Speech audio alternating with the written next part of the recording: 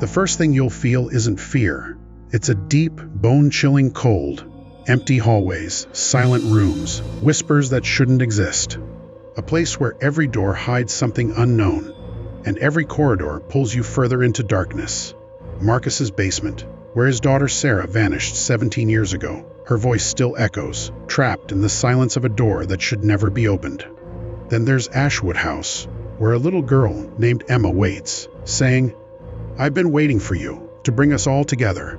As you descend, you'll realize every door, every hidden corridor, every basement is part of a game that never ends.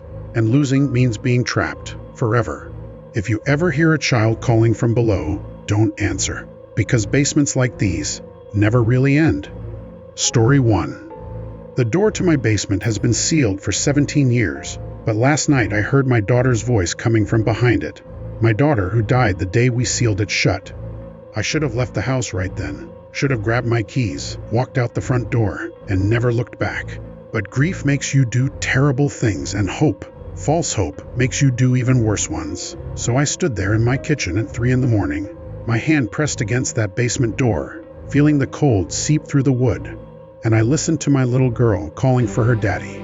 My name is Marcus Webb, and I need to tell you what really happened 17 years ago, and what's happening now. Maybe if I say it out loud, if I get it all out, I'll understand it myself. Or maybe I'll just confirm what I've suspected for years, that I'm losing my mind. Sarah was 7 when she disappeared. 7 years, 3 months, and 11 days. I know because I've counted every single day since. She was playing in the basement while my wife Linda and I were preparing dinner. It was just a normal Tuesday evening in October. The leaves were falling outside, and I remember Linda commenting on how we'd need to rake them soon. Sarah loved jumping in leaf piles. The basement of our house was unusual, even when we first bought the place. The previous owners had mentioned it briefly, said it was built strange, went deeper than it should, had rooms that didn't match the foundation. But the price was right, and Linda fell in love with the Victorian architecture, the wraparound porch, the character. The basement was just a quirk, we thought. Every old house has its quirks. Sarah loved that basement. She'd set up a whole play area down there, her dolls, her toy kitchen, her little table where she'd have tea parties with imaginary friends. Linda would joke that Sarah spent more time underground than above it, like a little mole. I'd fitted it with bright lights, painted the walls cheerful yellow, made it as welcoming as possible. It didn't help. Something about that basement always felt wrong to me, like the angles of the walls didn't quite match up, like the air was too thick, too still. That Tuesday evening, Sarah had been quiet for about an hour. Too quiet. Any parent knows that silence from a 7-year-old is never good. Linda asked me to check on her while she finished with the potatoes. I walked to the basement door, the same door I'm standing at now, and called down, "Sarah? Sweetie, dinner's almost ready." No answer. I went down those creaking wooden steps. 13 of them, I always counted. The basement was empty. Her toys were there, arranged in a circle as if she'd been playing, but Sarah was gone. The thing is, there's only one way in or out of that basement. One set of stairs. No windows, no other doors, nowhere she could have gone. I searched everywhere. Behind the water heater, in the old storage closet, behind every box and piece of forgotten furniture. Linda came down, and we searched together, our calls becoming more frantic. Then we noticed something I'd never seen before, a section of the wall that looked different. It was subtle, just a slight variation in the concrete, like a doorway that had been filled in years ago. But it wasn't filled in. When I pushed on it, it swung inward. Behind it was a corridor that shouldn't exist. Our basement was maybe 20 by 30 feet, built against the foundation. This corridor went further, much further. It sloped downward into darkness that our flashlights couldn't penetrate. The walls were concrete at first, then rough stone, then something else, something that looked organic, like dried meat or leather. The smell coming from it was wrong, sweet and rotting at the same time. We could hear Sarah crying somewhere in that darkness, calling for us, but her voice seemed to come from everywhere and nowhere at once, echoing in ways that hurt to listen to. Linda started down the corridor immediately, mother's instinct overriding everything else. I grabbed her arm, told her to wait, that we should call the police. We did call them. They came with their flashlights and their skepticism. until they saw the corridor. I watched the confidence drain from Officer Reynolds' face when he looked down that impossible hallway. He called for backup. Soon our house was full of police, then firefighters, then people in suits who wouldn't identify themselves. They sent a team down the corridor with rope lines and radio equipment. The radios stopped working after 50 feet. The rope lines went slack after 100. One officer, Thompson, came back after 20 minutes. The others didn't. Thompson couldn't speak for 3 days, and when he finally did, he wouldn't say what he saw. He quit the force, moved away. I heard he killed himself 2 years later. They sealed the corridor that night. Concrete and steel, 3 feet thick. They sealed the entire basement, actually, welded the door shut from the outside. Men in suits made us sign papers, thick stacks of non-disclosure agreements. They said it was a sinkhole, an old mine shaft, dangerous geological instability. They said Sarah had fallen, that it was a tragic accident. They said a lot of things. But Linda and I knew the truth. Sarah wasn't dead. We could still hear her sometimes, late at night, calling from behind that sealed door, crying, asking why we left her in the dark. The men in suits said it was the house settling, pipes in the walls, our grief playing tricks. They offered us money to move. We refused. How could we leave? What if Sarah found her way back? Linda couldn't take it. The sounds, the not knowing, the guilt. She started spending more and more time at the basement door, pressing her ear against it, whispering to Sarah that we were still here, that we loved her. I'd find her there at all hours, sometimes laughing at jokes only she could hear, sometimes sobbing uncontrollably. 6 months after we lost Sarah, I found Linda at the door with a crowbar, trying to pry it open. I stopped her. We fought. She left that night and never came back. The divorce papers came a month later. I signed them without reading them. What was the point? Our family was already destroyed. I stayed in the house, alone, listening. For 17 years I've listened. The sounds from the basement never stopped completely, though they've changed over time. Sarah's voice got older. By the time she should have been 13, the voice calling from below sounded like a teenager's. By 20, a young woman's. Last year, the voice that cried behind the door sounded like it belonged to someone my daughter's age, should be etwentyfour, mature, but still recognizably Sarah. I learned to live with it. You can learn to live with anything if you have to. I worked from home, had groceries delivered, avoided people. The few friends I still had thought I was in deep depression, grieving. They weren't wrong. I ate, I slept, I listened to my daughter grow up behind a sealed door in a basement that shouldn't exist. But last night was different. Last night the calling stopped. For the first time in 17 years, the house was completely silent. The kind of silence that presses against your eardrums, that makes you aware of your own heartbeat. I lay in bed, waiting, straining to hear something, anything. Nothing came. Then, at exactly 3:17 a.m., the time Sarah was born, I heard footsteps in the kitchen below my bedroom. Small footsteps, a child's footsteps. I crept downstairs, every muscle tense, my hand gripping a baseball bat I'd kept by my bed for years. The kitchen was dark, but moonlight streamed through the window, casting long shadows across the floor. Standing at the basement door was a small figure, a little girl in a yellow dress, the same dress Sarah wore the day she disappeared. She turned to look at me, and it was Sarah. Exactly as she was 17 years ago. Same brown curls, same gap-toothed smile, same bright green eyes. But something was wrong with those eyes. They were too old, had seen too much. And behind the green, there were flecks of something else. Something that moved and writhed. "Daddy," she said, and her voice was layered. The 7-year-old Sarah on top, but underneath, the voice of the woman she should have become. "Daddy, why did you leave me down there?" "Sarah, baby, we tried." "Shh," she said, putting a small finger to her lips. "It's okay. I understand now. You were scared. Anyone would be scared of what's down there." She walked toward me, and I wanted to run, wanted to scream, but I couldn't move. This was my daughter, my little girl. Even if every instinct screamed that something was horribly wrong, I couldn't run from her. "The thing is, Daddy," she continued, her voice getting older with each word, aging years and seconds, "I wasn't alone down there. There were others. So many others. Children from before, from when the house was first built, from before the house even. That corridor doesn't just go down, Daddy. It goes to other places, other times, other versions of this house, this basement." She was close now, close enough that I could smell her. Not the sweet child smell I remembered, but something else. That same sweet rot from the corridor. We played together. All of us lost children. We played games in the dark. Hide and seek was our favorite. The thing that lives down there, the thing that made the corridors, it would seek, and we would hide. If it found you, you had to stay longer. If you stayed hidden long enough, you got to come back. It took me 17 years, Daddy, but I won. I get to come back. Sarah, sweetheart. But here's the thing, she interrupted. And now her voice was fully adult, coming from that 7-year-old body. Someone has to take my place.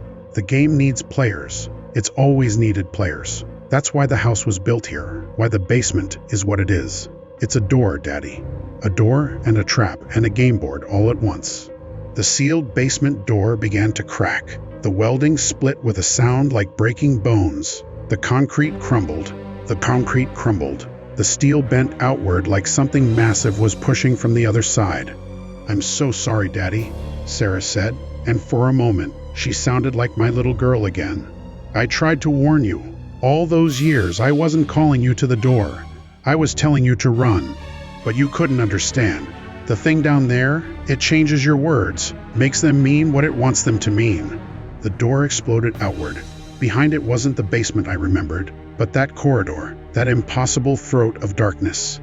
And standing in it were children, dozens of them, all different ages, different eras, judging by their clothes. Their eyes all had those moving flecks, those writhing things behind the irises. The game is starting again, Sarah said. And you're it, Daddy. You're the seeker now. We get to hide up here, in the real world, pretending to be who we used to be. You have to find us, all of us, and bring us back. I won't. You don't have a choice. Look at your hands. I looked down. My skin was already changing, becoming that organic, leather-like substance from the corridor walls. The transformation was spreading up my arms. How long will it take you, I wonder? Sarah asked. It took the last seeker 300 years to find all the children, but time moves different down there. Up here, it was only a few months. The family that lived here before you, the Andersons, their father is still down there, still seeking. He's the thing we were hiding from. He became the thing we were hiding from. The children from the corridor began filing out, dispersing into the house, into the night. Each one looked back at me with those wrong eyes, those ancient eyes in young faces. Sarah was the last to go. I really did love you, Daddy, she said. The real me, the Sarah from before. But she's been gone for so long. We're all gone, really. Just echoes playing a game that never ends. And now you get to play too. She walked past me, toward the front door. I tried to follow, but my legs wouldn't work right anymore. They were bending in new ways, stretching. I fell to my knees, then forward, and began crawling toward the basement door. Not because I wanted to, but because that's what seekers do. They go down into the dark and count to 1,000 years while the children hide. As I descended into that impossible corridor, my body changing, elongating, becoming something that could navigate those organic tunnels, I heard Sarah's voice one more time. But it wasn't coming from above. It was coming from deeper in the darkness, from ahead of me. The real Sarah, the one who never left, still 7 years old, still crying, still lost in the dark. Daddy? She called. Daddy, is that you? I'm scared. Please help me. Please don't become like the other one. I tried to answer, but my voice came out wrong, distorted, hungry. I was already changing into the thing the next generation of children would hide from, the thing that would seek them through the dark corridors that run beneath every house, every basement, every foundation, the thing that makes the game continue. Because that's what I understood then, in that moment of transformation. The basement doesn't lead to nowhere. It leads to everywhere. Every house with a basement is connected to those corridors if you know how to open the door. And in every generation, in every town, children disappear. They're found by seekers like I'm becoming, and they're brought to play the game. Some win and get to return, changed, wrong, but free to walk in daylight again. Others stay and become seekers themselves when their time comes. And the game continues. It's been continuing for longer than humans have been building houses, been building anything. We just built on top of it, never knowing what we were covering. I'm down here now, in the dark. I can feel all the basements above me, all the sealed doors, all the families who don't know what lies beneath. I can sense the children hiding. My Sarah, the thing wearing her shape, and dozens of others.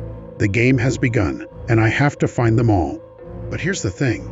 Here's the real horror that I'm only now beginning to understand. The children aren't hiding in the corridors. They're hiding up there, in your world. They're the children you see at playgrounds who play alone, who no one seems to know. They're the kids who show up to schools without records, who disappear without notice. They're the young ones you pass on the street at night who seem too composed, too knowing. They're hiding in plain sight, and only a seeker can see them for what they really are. Only something like what I'm becoming can bring them back to the dark, where the game resets, where new players are chosen, where the cycle continues. So if you have a basement, if you hear sounds you can't explain, if your child plays alone too often and talks to friends you can't see, seal it. Seal it now. Pour concrete, weld steel, do whatever you have to do. Because the door is always there, waiting to be found, waiting to be opened. And if you ever hear a child crying from behind that sealed door, don't listen. Don't try to help. It's not a child anymore. It's bait. It's the game calling for new players. I have to go now. The transformation is almost complete, and I can feel them. All the hidden children, scattered across the world, waiting to be found. My daughter, both versions of her. The real one still lost somewhere in these tunnels, and the thing that came back wearing her face. The game is eternal. The seeking never ends, and somewhere, in some house, another parent is about to hear their child calling from a basement that shouldn't exist, leading to nowhere and everywhere all at once. Don't answer. Don't ever answer. But you will. Love makes you stupid. Hope makes you weak. And the game knows this. The game has always known. I can hear new voices now, fresh children playing above, their laughter echoing down through the foundations of 1,000 houses. Tomorrow, or next week, or next year, one of them will find a door that wasn't there before. They'll open it, curious, innocent. They'll descend into the dark, and I'll be waiting. God help me, I'll be waiting, because that's what seekers do. We wait, and we seek, and we bring them back to play the game that never ends, in the basement that leads to nowhere, everywhere, and ultimately to becoming something like me. Something that was once a father, once human, once capable of love, instead of just hunger. The seeking has begun. Hide well. The game is forever, and forever is longer than you think when you're counting it in the dark, one missing child at a time. But I can still hear her, my real Sarah, somewhere in these endless corridors, still 7, still afraid, still hoping her daddy will save her. That's the cruelest part. She's still here. She never left. The thing that came back was something else entirely, something that won the game and took her place in the world above. And now I search for her, becoming more monstrous with each passing moment, knowing that by the time I find her, if I ever find her, I won't be her father anymore. I'll be the thing she's hiding from, the thing all the children hide from, until they become it themselves or learn to wear the faces of the children they used to be.